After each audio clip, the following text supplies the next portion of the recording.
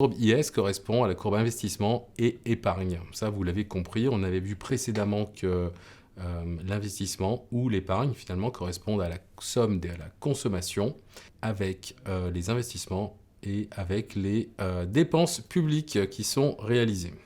La propension marginale à consommer, c'est ce que vous devez retenir, c'est la part d'une unité de revenu supplémentaire, d'accord, consacrée à la consommation. C'est-à-dire le revenu, le rapport en tout cas entre la variation de la consommation et la variation de revenus, d'accord. C'est ce qu'on avait vu précédemment, avec Keynes.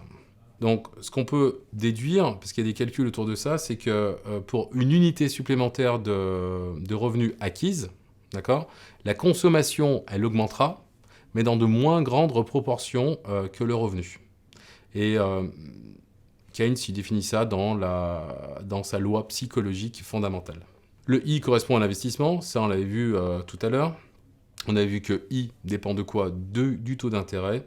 Donc si le taux d'intérêt ici était représenté par le sigle, en tout cas par la lettre R, et si on a un taux d'intérêt élevé, on a une baisse des investissements, et si on a un taux d'intérêt faible, on a une augmentation des investissements. G, enfin, on l'a vu, ce sont les dépenses publiques. C'est une variable qui est dictée par la politique budgétaire.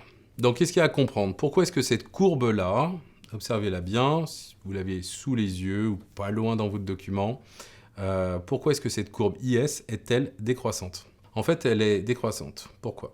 Parce que si le taux d'intérêt R baisse, il y a une augmentation des investissements. Ça, je vous l'ai dit précédemment. Et la demande Y va augmenter. La demande en face va augmenter puisqu'il y aura plus d'offres sur le marché.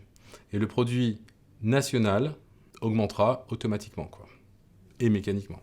Et si Y augmente, d'accord, si on augmente Y, il y a une augmentation de l'épargne, donc la propension marginale à consommer, qui correspond à C, à la lettre C, le sigle C, doit être inférieure à 1.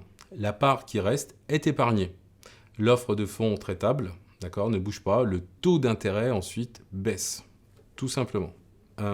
Donc l'élasticité, c'est cette notion à comprendre. L'élasticité, c'est le lien entre ces deux notions.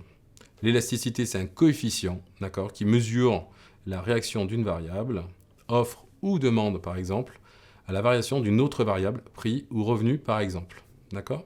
Donc ici, on va parler quelles sont les deux variables sur lesquelles on va pouvoir bouger.